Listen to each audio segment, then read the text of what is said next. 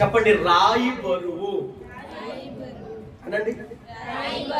రాయి బరువు, రాయి బరువు. అదే చెప్పండి, రాయి బరువు అనండి. బరువు,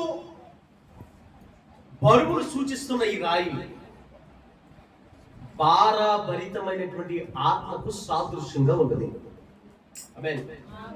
దీన్ని నేను మీకు వివరిస్తాను, వినండి కొద్ది నిమిషాలు.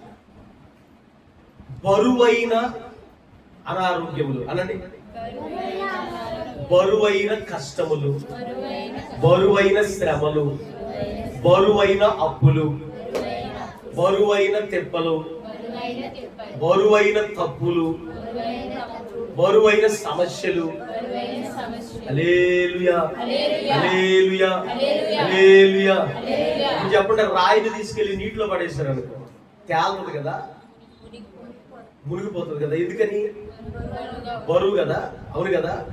సముద్రం అనేటువంటి ఈ ప్రపంచంలో, ఈ లోకంలో బరువైనటువంటి ఈ రాయి వంటి సమస్యలు, రాయి వంటి అప్పులు, రాయి వంటి అనారోగ్యములు, రాయి వంటి ఈ పరిస్థితులన్నీ కూడా మనల్ని రోజు రోజుకి ఏం చేస్తాయి?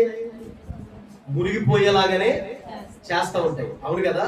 కానీ దేవుని వాక్యం ఏం చెప్తుందంటే, శ్రమ దినమున నీవు కృంగిని ఎడల నువ్వు చేతకాని వాడు అవుతావు.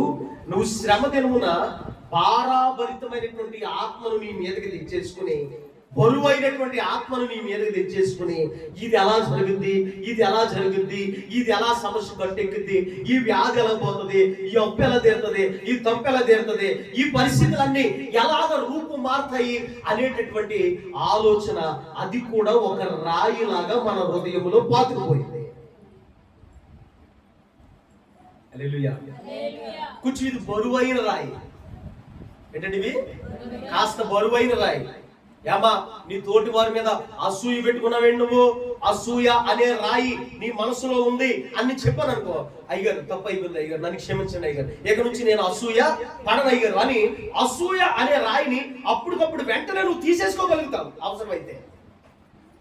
కానీ ఈ రాయిని అంత తొందరగా తీసుకోలేదు. ఎందుకంటే ఒక రకంగా చెప్పాలంటే, ఒకడు తన మెడకి ఒక పెద్ద బండరాయి కట్టుకుని సముద్రంలో దూకేస్తే అది ఎంత ప్రమాదమో, ఈ బరువైనటువంటి భారభరితమైనటువంటి ఆత్మ చేత ఇది ఎలా తీరుతుంది, అది ఎలా తీరుతుంది, ఇది ఎప్పుడు, ఇది ఏం తినాలి, అదేం చేయాలి, ఈ సమస్య నుంచి ఎలా గట్టెక్కాలి అనేటటువంటి ఒక భయంకరమైనటువంటి భారభరితమైనటువంటి ఆత్మ ఉంది చూసారా, అది నిన్ను చాలా కిందకి దిగజార్చేస్తావు.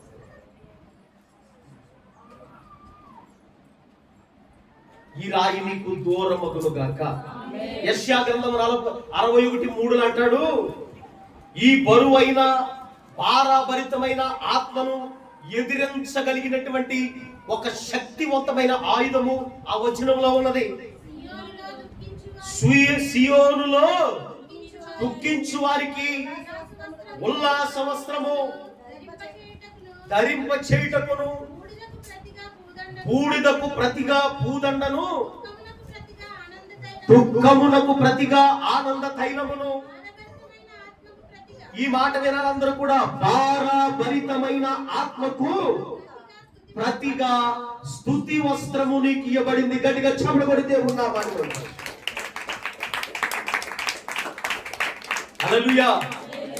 భారభరితమైన నిన్ను కృంగదీస్తున్నటువంటి ఆత్మ ఏదైతే ఉన్నదో ఆ ఆత్మను నువ్వు జయించడానికి నీకు ఇవ్వబడింది ఏంటో తెలుసా?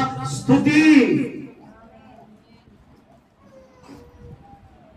ఏంటంటే అది స్తుతి. మీలో ఎవరికైనాను శ్రమ సంభవించినా వాడు ఏం చేయాల? కీర్తనలు పాడవలెను. మీలో ఎవరికైనాను దుఃఖము కలిగిన వాడు ప్రార్థన చేయవలెను. హల్లెలూయా.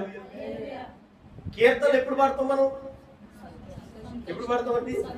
సంతోషంగా ఉన్నప్పుడే కదా. చూడండి, ఎప్పుడైనా మన సరదాగా ఏదైనా సంతోషంలో ఏదైనా పనిలో ఉన్నాం అనుకోండి, జస్ట్ అలా హమ్ చేస్తూ ఉంటాం, మనకు తెలియకుండానే పాడేసుకుంటూ ఉంటాం. అంటే మన హృదయం ఆనందంతోనూ సంతోషంతోనూ నింపబడినప్పుడు ఏం చేస్తాం? స్తుతి కీర్తనలు పాడుతూ ఉంటాం, దేవుడిని స్తుతిస్తూ ఉంటాం. కానీ దేవుని వాక్యం ఏం చెప్తుంది తెలుసా? భారభరితమైనటువంటి ఆత్మ అనేటటువంటి రాయి నిన్ను ఎప్పుడైతే కిందకి దిగజార్చేస్తా ఉంటుందో, నిన్ను మునిగిపోయేలాగా గెంటేస్తా ఉంటుందో, దాని నుంచి నిన్ను నువ్వు తేరుకుని పైకి తేలాలి అంటే కనుక నువ్వు దేవునికి స్తుతి కీర్తనలు పాడు, స్తుతులు చెల్లించు. దేవుని వాక్యం సెలవిస్తా ఉంది, స్తుతుల మూలమున నీ ఒక దుర్గమును స్థాపించుకొని ఉన్నామంటున్నాడు. దేవుడికి స్తోత్రం కలిగి. హల్లెలూయా, హల్లెలూయా. దుర్గము అనండి, మనము స్తుతులు చెల్లిస్తూ ఉంటేనంట ఒక దుర్గము కట్టబడతాడు. దుర్గము అంటే కోట అనండి. కోట అంటే మన చర్చ ఎంత ఉంటుందా? ఎంత ఎత్తు ఉంటుంది? అవును కదా. ఒక ఊరిలో కోట ఉందనుకోండి, ఆ ఊరిలో ఉన్నటువంటి బిల్డింగులకి అన్నిటికంటే ఎత్తుగా అదే ఉంటుంది. ఏది? కోట. అవును కదా. ఇప్పుడు మన ప్రతి శ్రమలోను, నిందలోను, అవమానములోను, కృంగుదలలోను, అప్పుల్లోను, తప్పుల్లోను, భయంకరమైనటువంటి ఈ లోక సంబంధమైనటువంటి కృంగుబాటులను మనం చేయాల్సింది ఏంటో తెలుసా? భారభరితమైన ఆత్మను తెచ్చేసుకుని ఆ ఆత్మ చేత కిందకి దిగజారిపోవడం కాదు, కానీ దానిని బట్టి దేవుని స్తుతించగలిగితేనంట ఆ ఆత్మ మనలను కోటంత ఉన్నతమైనటువంటి ఎత్తుకి తీసుకెళ్తుంది.